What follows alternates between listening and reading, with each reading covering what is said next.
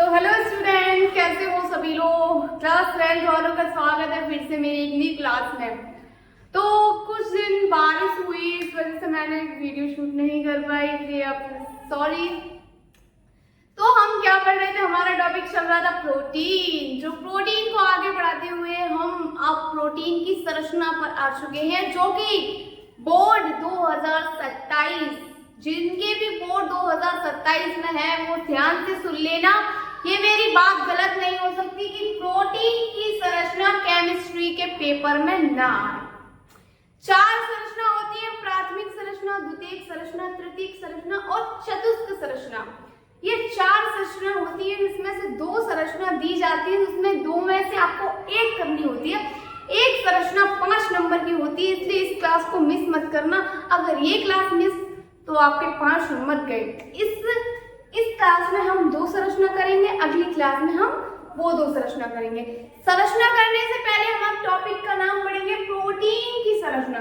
तो प्रोटीन, हमें पता है हम जब भी कोई न्यू टॉपिक स्टार्ट करते हैं तो उस टॉपिक के बारे में पहले पता होना चाहिए कि प्रोटीन की संरचना कहते किसे, ये होती क्या है, प्रोटीन क्या है। मैंने बताया था, आपको नहीं पता आपको तो मैं अगर मेरे चैनल पे आप नए हैं, आपकी फीड में ये वीडियो फर्स्ट है, तो अब मैंने पहले से वीडियो पढ़ा चुकी हूँ प्रोटीन। तो नहीं पता आपको प्रोटीन तो मैं समझाऊंगी। तो बिना किसी झंझट के हम प्रोटीन की संरचना को स्टार्ट करते हैं। प्रोटीन की संरचना आखिर होती क्या है, तो बने रहिए मेरे साथ। इसमें देखेंगे, इसमें प्रोटीन की संरचना हमारा टॉपिक है। प्रोटीन की जो संरचना है, इसके अंदर हमारे पास क्या है, 4 टॉपिक है, 1 2 3 4, यानी ये 4 डिवाइड, इसकी संरचना 4 प्रकार से होती है। कौन कौन सी होती है मैं पहले आपको बता दे रही हूँ। प्राथमिक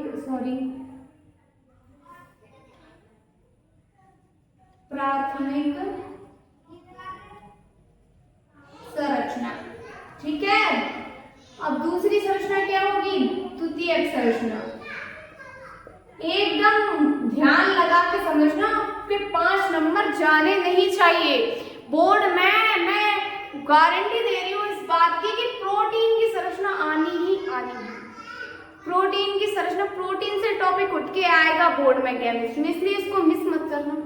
प्राथमिक संरचना, द्वितीयक संरचना, तृतीयक संरचना, ठीक है, और चतुस्क संरचना, ठीक है। अब ये क्या है, सुनिए ध्यान से। इस वाली क्लास में जो फर्स्ट पार्ट की जो क्लास है, मतलब कि आज टुडे चल रही है आज की क्लास, और ये नेक्स्ट क्लास है, यानी सेकंड पार्ट की क्लास। सेकंड पार्ट क्लास यानी नेक्स्ट डे, ओके, टुमारो। तो जो आज हम पढ़ने वाले हैं, क्या पढ़ने वाले हैं, फर्स्ट पार्ट में प्रोटीन की संरचना को समझेंगे। प्रोटीन की संरचना को समझने के बाद 4 प्रकार की प्रोटीन है, इनमें से आपको बोर्ड में जो आपका यूपी बोर्ड का जो पेपर होने वाला है, उसमें आपको 2 दी होंगी, जैसे ये दे दी। उसमें आपको कहेगा कि प्रोटीन की प्राथमिक संरचना व तृतीयक संरचना में से किसी एक संरचना का वर्णन कीजिए और प्रोटीन की संरचना क्या होती है ये हमें समझाइए। बोलिए, ये आपको बोलेगा तो आपको करना क्या है, अगर ये 2 पूछ ली आपसे तो आपको पहली सरल लगे तो पहली कर देंगे, दूसरी सरल लगे तो तीसरी सरल लगे तो तीसरी। समझ गए, ऐसे 2 दी जाएंगे आपको।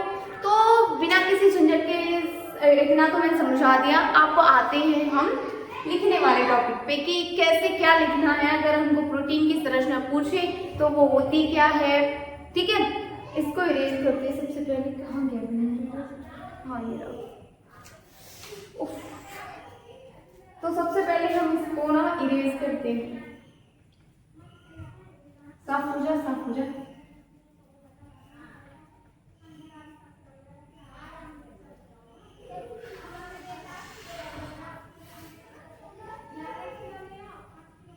अब हम पढ़ेंगे क्या, प्रोटीन की संरचना। तो प्रोटीन की संरचना आखिर क्या होती है, तो देखते हैं।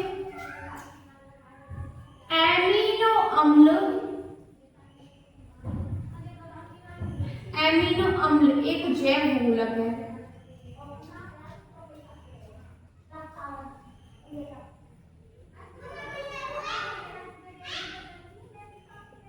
और एमिनो अम्ल से ही, जो हमारा एमिनो अम्ल होता है, उसी के जो पेप्टाइड बंध हैं इसमें पाए जाते हैं। जैसे हमारा ये एमिनो अम्ल है, ठीक है, इसमें पाए जाते हैं पेप्टाइड बॉन्ड, वेरे पेप्टाइड बॉन्ड, इसका नाम होता है पेप्टाइड एसिड, ठीक है।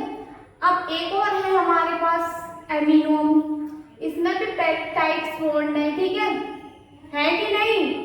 अब ये पेप्टाइड बॉन्ड्स जब भी आपस में एक दूसरे से मिलते हैं तो एक संरचना प्राप्त होती है जिसका नाम है क्या, प्रोटीन, ठीक है, प्रोटीन। और उस संरचना को कहते हैं प्रोटीन की संरचना, जैव बहुलक है। तो यहाँ पे हम एमिनो अम्ल को जैव बहुलक लिखते हैं तो प्रोटीन को भी जैव बहुलक लिखेंगे। तो यहाँ पे प्रोटीन की संरचना की बात है तो यहाँ पे सीधी सी बात है, प्रोटीन लगा देंगे, ठीक है। तो प्रोटीन क्या है हमारे पास, प्रोटीन भी एक जैव बहुलक होगा जो हमारे पास एमिनो अम्ल है, ठीक है। अब इसको इरेज कर देंगे सबसे पहले, ठीक है, जैव बहुलक है। जो अभी मैंने बताया था वो फिर से रिपीट करेंगे। इसका निर्माण कैसे हुआ प्रोटीन का, जिसका निर्माण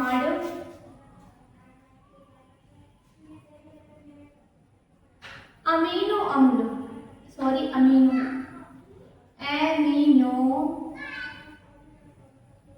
अम्ल के क्या टूटे, एमिनो अम्ल के आपस में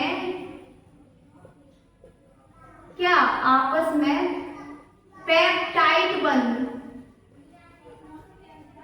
ये आपको थोड़ी भाषा अटपटी लगेगी पर ये अटपटी है, जितने भी इजी लैंग्वेज में मैं आपको करा रही हूँ इससे इजी लैंग्वेज में कहीं नहीं मिलेगा। तो इतना तो आपको याद रखना पड़ेगा कि प्रोटीन एक जैव बहुलक है जिसका निर्माण किससे, जिसका निर्माण एमिनो अम्ल के आपस में पेप्टाइड बंध, एमिनो अम्ल है उसके आपस में पेप्टाइड बॉन्ड लगे हुए हैं, पेप्टाइड बॉन्ड आपस में मिल रहे हैं, पेप्टाइड बॉन्ड्स के पेप्टाइड बंध, बॉन्ड्स को कहते हैं हिंदी में बंध, के जुड़ने से हुआ है।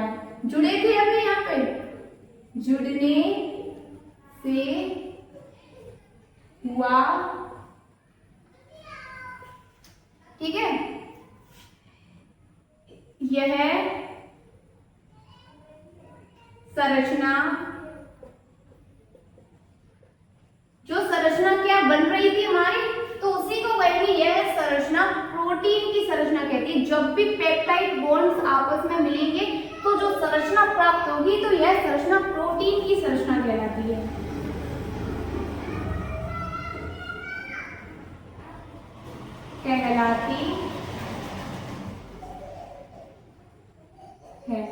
ठीक है, प्रोटीन की संरचना तो साथ ही साथ कहलाएगी। तो मैं कह रही हूँ कि ये संरचना बहुत ही जटिल है, यानी ये बहुत ही टाइट होती है, इसको हथौड़े वगैरह से नहीं तोड़ा जा सकता, ये अपने आप में ही एक जटिल संरचना होती है, ठीक है। यह एक जटिल संरचना होती है, यह एक क्या होती है, जटिल संरचना होती है।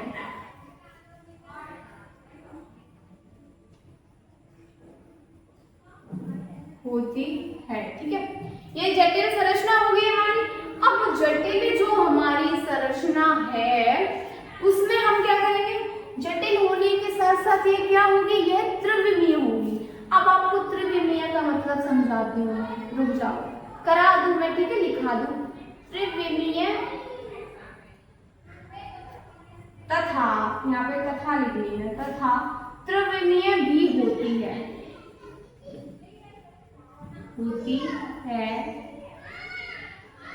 इसलिए इसका अध्ययन क्या, इसलिए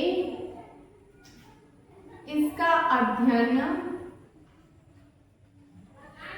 निम्न प्रकार से किया जाता है। निम्न प्रकार से किया जाता, ठीक है। क्या है? प्रोटीन एक जैव बहुलक है।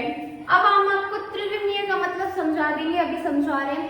प्रोटीन एक जैव बहुलक है, हमें पता है, जीवित बहुलक है, जो हमारे शरीर के अंदर पाया जाता है, हमारी बॉडी के अंदर पाया जाता है प्रोटीन, ठीक है।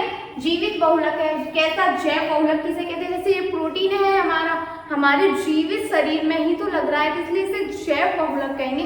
प्रोटीन क्या है? नेल है। नेल हमारा क्या है? एक जैव बहुलक है जो कि प्रोटीन का बना हुआ है, ठीक है। जीवित शरीर में यूज होने वाले पदार्थ को जो भी वो जैव बहुलक कहलाते हैं, ठीक है। जीवित शरीर के बहुलक होते हैं कुछ।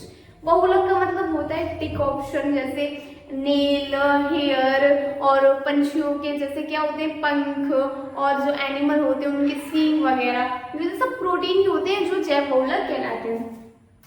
जिसका निर्माण एमिनो अम्ल, चलो इसका स्ट्रक्चर बनाते हैं, आपको समझ में आ जाएगा। इतना सारी थ्योरी आपको एक स्ट्रक्चर में समझ में आ जाएगी कि एमिनो अम्ल है हमारे पास। इसके आपस में पेप्टाइड बॉन्ड लगे हुए हैं, इसमें भी पेप्टाइड बॉन्ड्स हैं और इसमें भी आपस में पेप्टाइड बॉन्ड्स हैं, ठीक है। बंध के जुड़ने से हुआ है। चलो इनको जोड़ दो, कैसे भी जोड़ो, इनको जोड़ो भाई, ठीक है। ये बन गई। अब जुड़ने से इसका निर्माण किसका? प्रोटीन का निर्माण।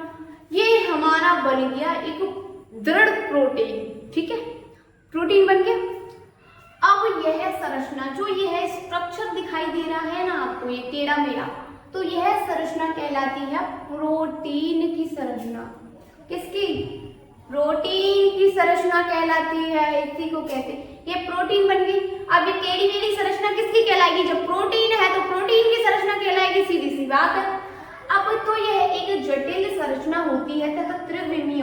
ये जटिल है, आप इतने सारे बॉन्ड्स दिखाई दे रहे हैं तो वही टाइट तो होगी। जटिल का मतलब होता है टाइट, इसको तोड़ा नहीं जा सकता हाथों से खींच के। तो त्रिविमीय, त्रिविमीय क्या? त्रिविमीय का मतलब क्या होता है? जो ये टेढ़ी मेढ़ी रास्ता दिखाई दे रही है आपको, इसी को कहते हैं त्रिविमीय। त्रिविमीय बराबर टेढ़ा मेढ़ा कुरकुरे नहीं है यहाँ पे, ठीक है।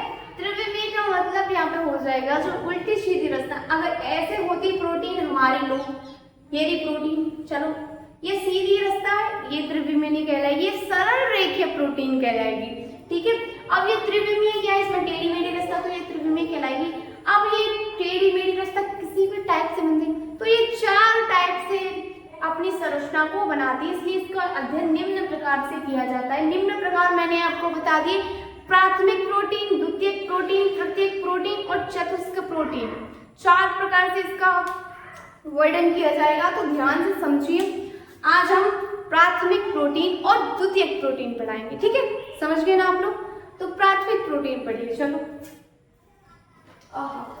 प्राथमिक प्रोटीन एकदम मजेदार प्रोटीन की संरचना होने वाली है।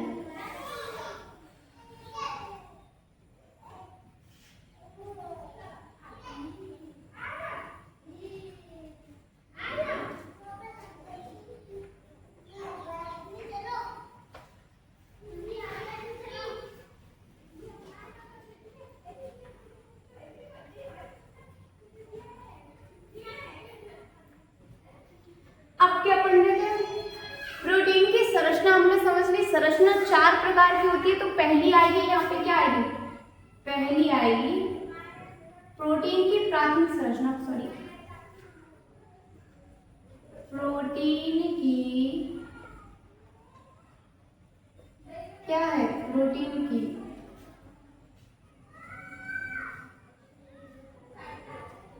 प्राथमिक संरचना,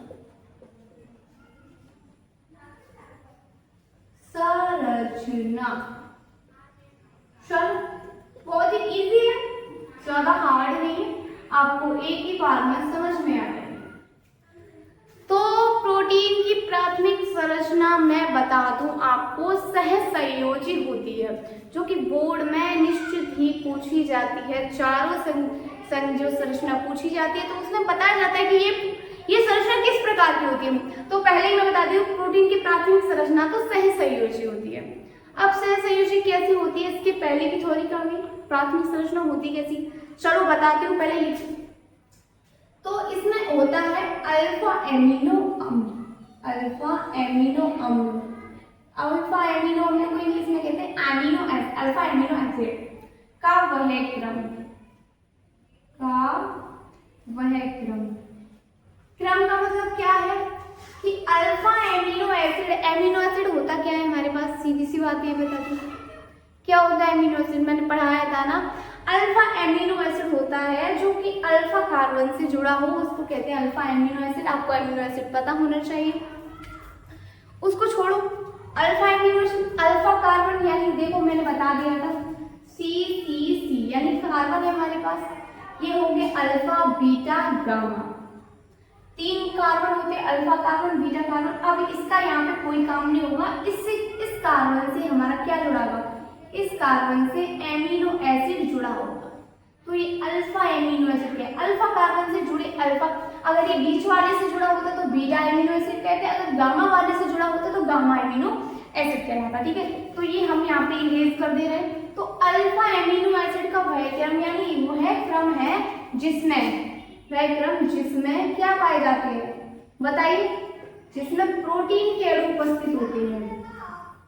चलो प्रोटीन की संरचना पढ़ रहे हैं, प्रोटीन के अणु उपस्थित होते हैं,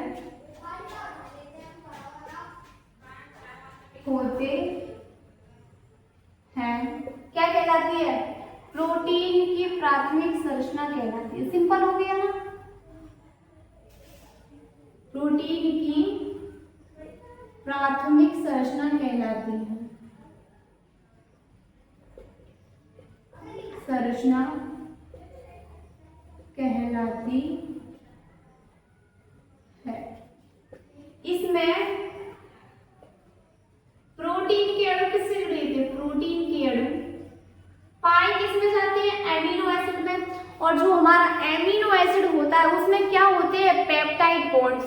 तो अगर जो प्रोटीन के अणु हैं, जो पेप्टाइड बंध हैं एमिनो एसिड के, इसमें ही तो लगे होंगे, तो क्या होगा, इसमें प्रोटीन के अणु पेप्टाइड बंधों से जुड़े होते हैं। ठीक है, क्या लिखेंगे इसमें, प्रोटीन के जो अणु हैं किससे जुड़े होते हैं, पेप्टाइड बंध। पेप्टाइड का मतलब ज्यादा अपने दिमाग पर लोड मत डालना, एक एमिनो एसिड होता है इसके पेप्टाइड बॉन्ड्स होते हैं। ठीक है, इसी सिंपल लैंग्वेज में मैं आपको बता रही हूँ ताकि आपको ज्यादा लोड ना डालना पड़े। और वो पेप्टाइड बंध से जुड़े होते हैं, किससे, बंध से जुड़े होते हैं। ठीक है, प्रोटीन की प्राथमिक संरचना कैसी बताई थी मैंने, लास्ट में ये भी लिखना है जो मैंने शुरुआत में आपको बताया था कि प्रोटीन की प्राथमिक संरचना कैसी होती है, प्रोटीन की प्राथमिक संरचना सहसंयोजी होती है। ठीक है, प्रोटीन की प्राथमिक संरचना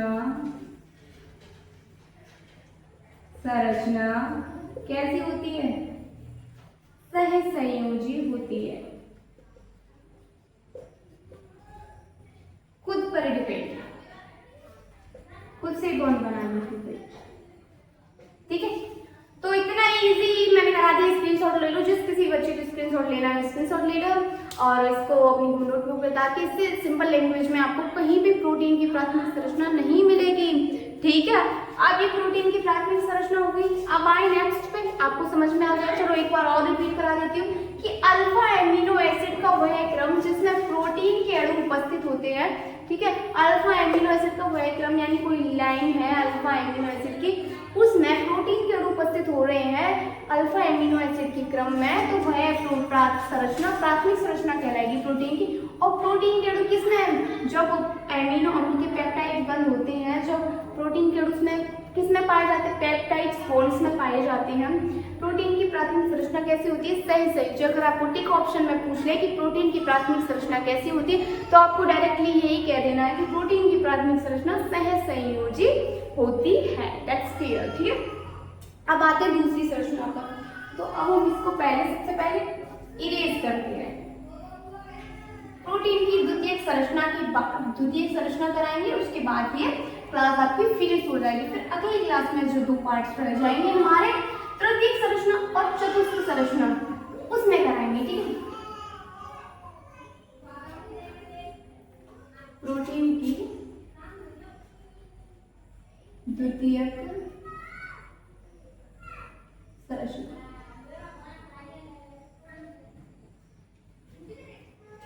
क्या है द्वितीयक संरचना?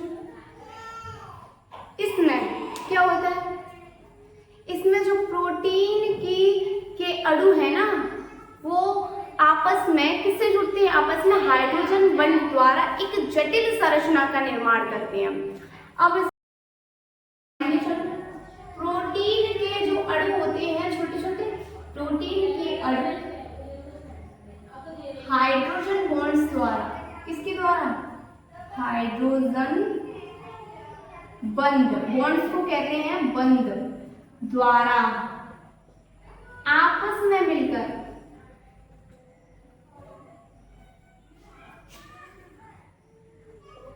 किसका निर्माण करते हैं? एक जटिल संरचना का निर्माण करते हैं। एक जटिल संरचना, ठीक है, का निर्माण करते हैं। ठीक है, निर्माण करते हैं। प्रोटीन की प्राथमिक संरचना, प्रोटीन की द्वितीयक संरचना कहलाती है। द्वितीयक संरचना कहलाती है।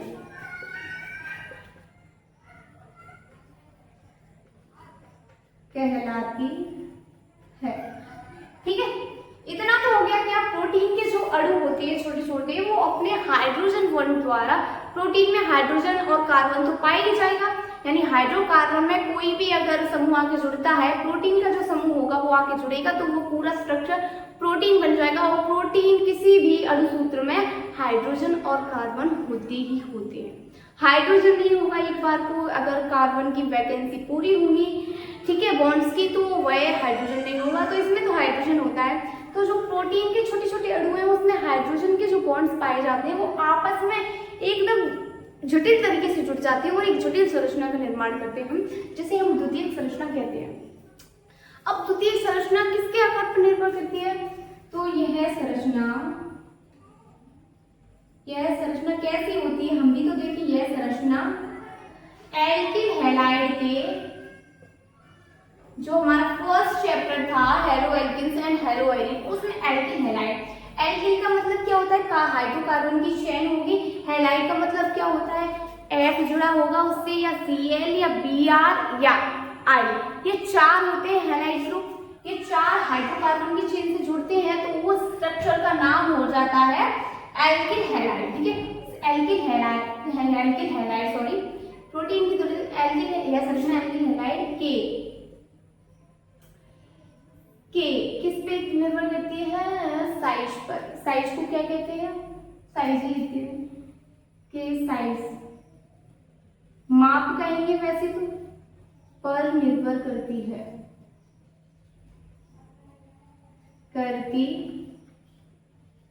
ठीक है। अगर एल्किल हैलाइड का माप बड़ा होगा, तो कैसे हमको प्रोटीन की संरचना कैसे प्राप्त होगी? तो प्रोटीन की अल्फा हेलिक्स संरचना प्राप्त होगी।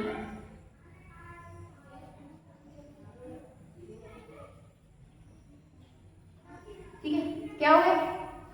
प्रोटीन के अणु हाइड्रोजन बंध द्वारा आपस में मिलकर एक जटिल संरचना का निर्माण करती है। इतना समझ में आ गया? जो प्रोटीन के अणु में आपस में मिल जाएंगे तो जटिल संरचना का निर्माण, जिसे क्या कहते हैं? प्रोटीन की द्वितीयक संरचना कहते हैं। प्रोटीन की द्वितीयक संरचना कहलाती है यह संरचना एल्किल हैलाइड, जो एल्किल हैलाइड है, जो हाइड्रोकार्बन की चेन है, उसमें Cl, Br या IF ये 4 समूह में से एक समूह जुड़ जाए तो वो पूरा स्ट्रक्चर क्या कहलाएगा? वो पूरा अणुसूत्र किसका अणुसूत्र? एल्किल हैलाइड कहलाएगा। अणुसूत्र एल्किल हैलाइड का बन गया जब, ठीक है। तो उसका माप एल्किल हैलाइड के साइज के बराबर होता है, बराबर नहीं, उस पर निर्भर करता है कि जब एल्किल हैलाइड का माप बड़ा होगा तो प्रोटीन की अल्फा हेलिक्स संरचना प्राप्त होगी, और छोटा होगा तो कैसा होगा? चलो छोटे भी बताते हैं। हमें इतना तो पता पड़ गया कि जो एल्किल हैलाइड की माप है अगर बड़ी होगी तो क्या प्राप्त होगा? अगर बड़ी होगी तो अल्फा हेलिक्स संरचना प्राप्त होगी, और अगर एल्किल हैलाइड का माप छोटा हुआ तो